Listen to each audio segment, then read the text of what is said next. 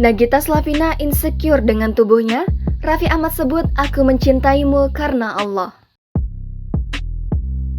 Putra kedua pasangan Raffi Ahmad dan Nagita Slavina, Rayanza Malik Ahmad, kini sudah berusia 2 bulan lebih.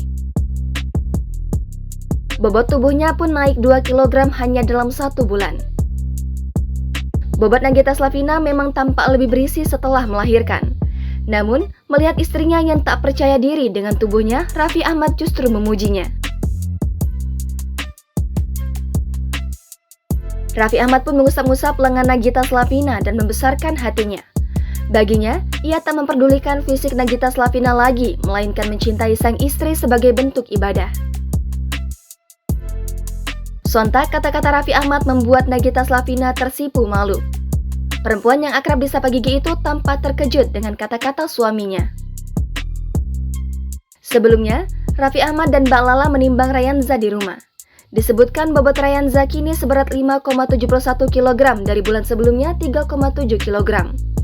Diketahui, Rayanza Malik Ahmad lahir ke dunia pada 26 November 2021.